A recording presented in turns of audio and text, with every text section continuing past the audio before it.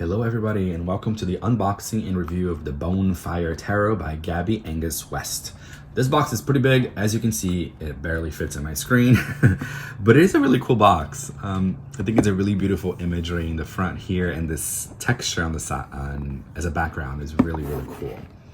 So here's your Bonefire box on all sides. And then the back, you have 78 tarot cards and guidebook, hand painted and inspired by old school tattoo flash of sailor Jerry Collins.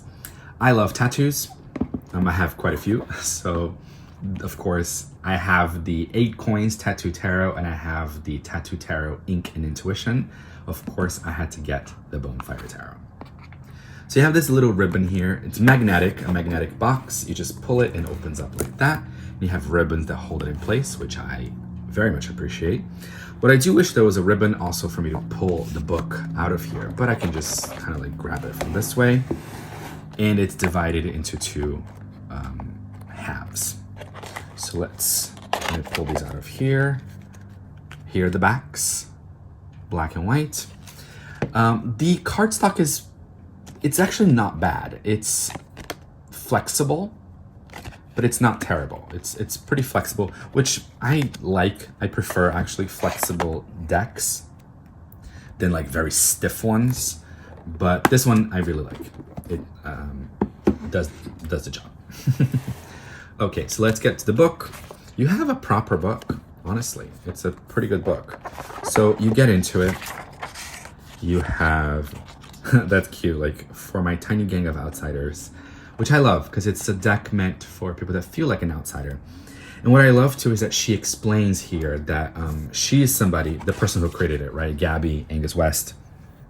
She's somebody who she claims, at least in this book, that she's not super spiritual and woo, right? She's kind of like apprehensive, and she's not really going for like these high vibrational starseed galactic meditations, which is fine. I appreciate that, and I appreciate her point of view. So she created a deck with that point of view, which I love. And she calls, you know, us like the gang of outsiders kind of thing.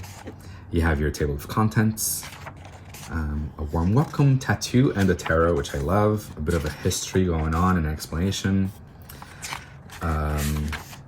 And then you go like what is this, part 1?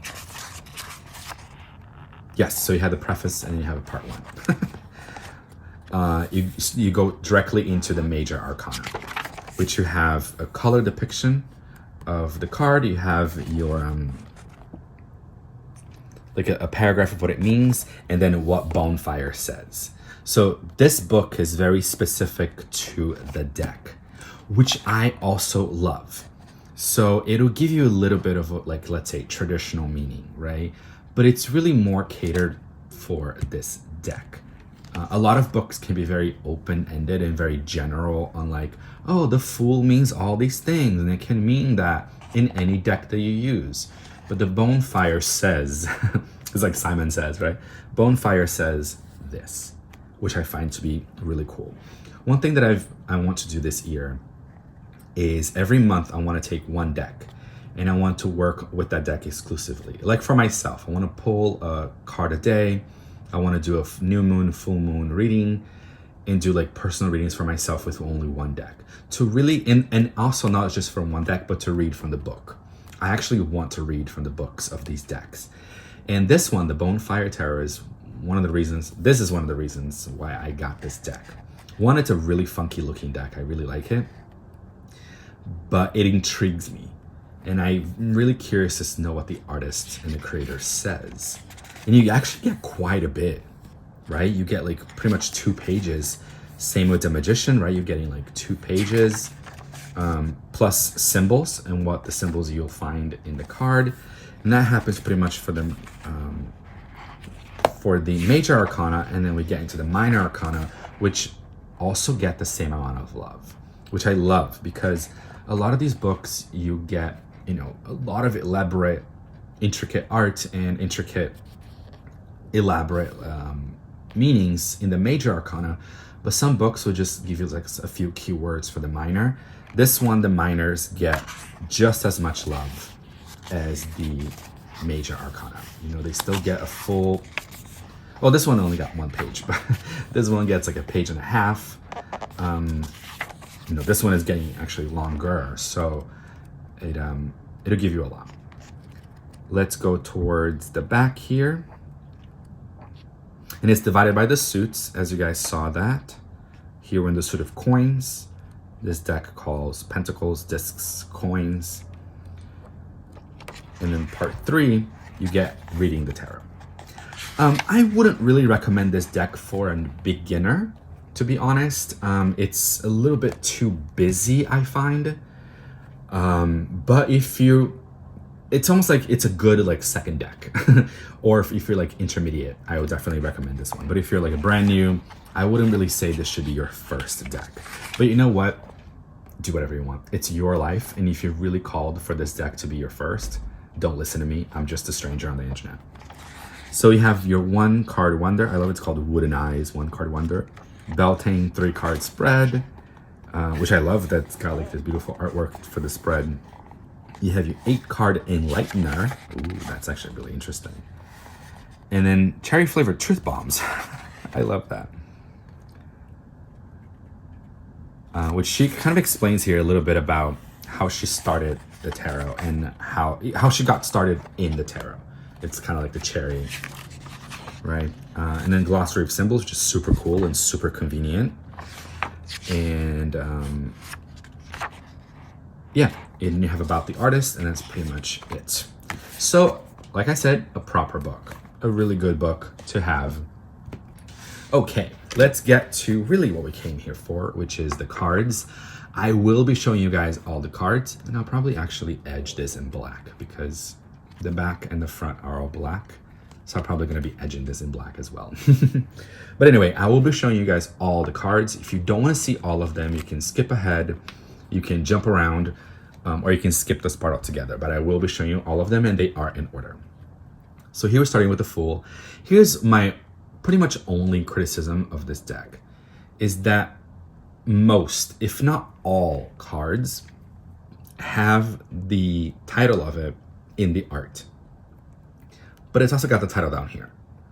So I almost wish that like it was cut and then we just had the art. I mean, it's not a deal breaker, I don't care. But I don't know, I think it'd be almost like cooler if it was just the black border and then the art, the title. But as you can see, at least for me, there's quite a lot going on in this art. Here we got the Magician. But you see what I mean? Like the Magician is right here, and then you got the Magician again. Just a little like distracting, I don't know. The High Priestess. All the elements are here. If you're familiar with the Rider-Waite-Smith and even some Thoth as well, the elements are all here. To me, they're just, it's my personal opinion, of course, but I do find this deck to be just busier. All the elements are here, but they're kind of like everywhere. Oh, there's 2 cards stuck together, okay.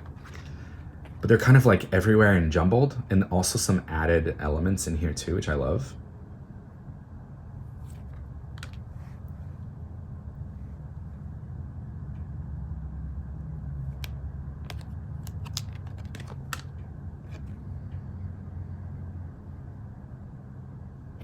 Super colorful deck, super fun, interesting. I'll be honest, I haven't yet worked with this deck, but I just feel like there's a sense of honesty when it comes to these images, if that makes any sense to you guys. A sense of honesty, a sense of rawness and vulnerability that I feel will bring it out of me once I start working with it. Which is what I want, right? Which is what I look for out of my tarot decks, is this kind of honest look at life, honest look at myself. Ooh, this Temperance is really powerful with that image. Yeah.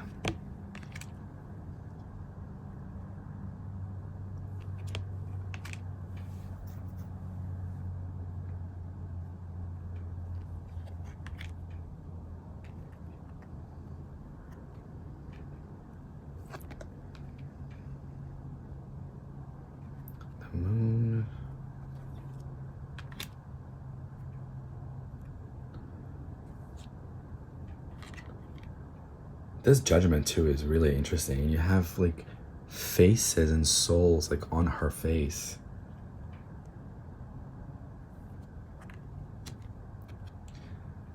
And you have the World.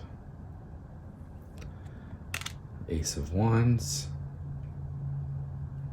There's recurring elements that you're going to see, which is playing cards, like poker cards, and dice. And also this, you know, which is of course, the cover art for the Bonefire Tarot. It's right here.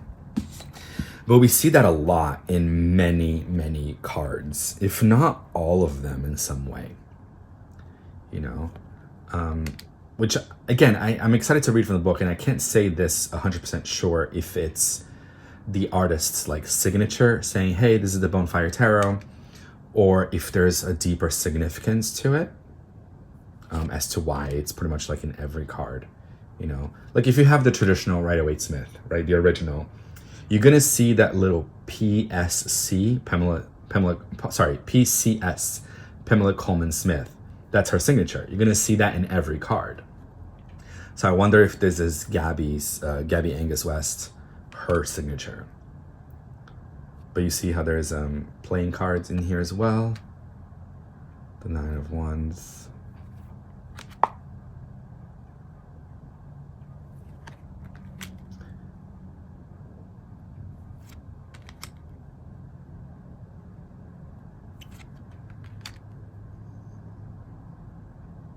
These characters' faces too, they are very expressive,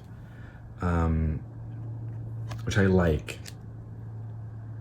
It's funny how I like, but for some reason, some of them make me slightly uncomfortable.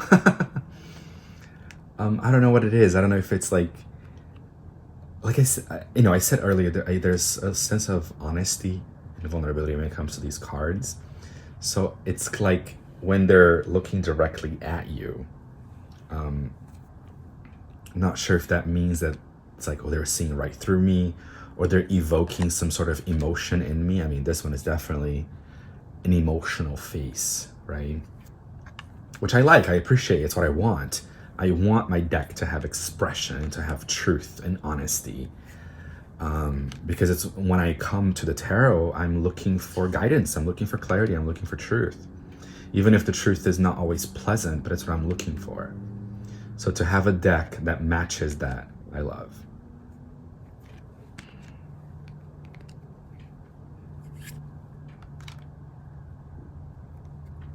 But once again, as you can see, every card has the title here. So I almost wish that this title like didn't exist.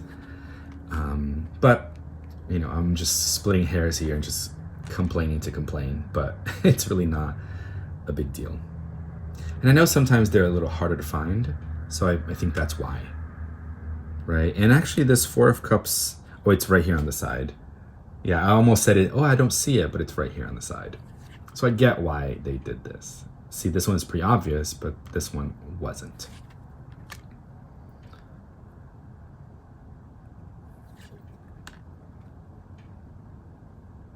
The Seven of Cups is really cool. It's also, this deck is a little trippy, you know?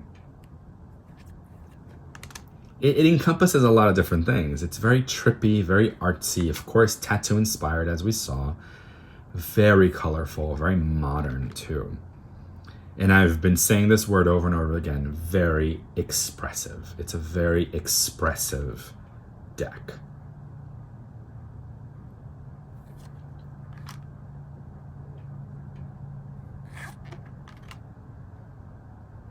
See his eyes, his face. It's the King of Cups, but he almost looks like he's about to break down a little bit. That's really powerful. Ace of Coins. We got the 2, 3.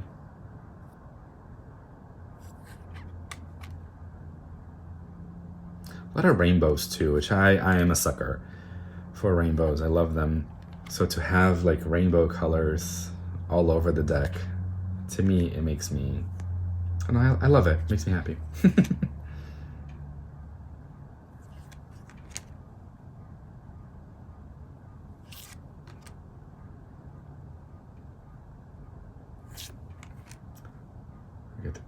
Page of Coins.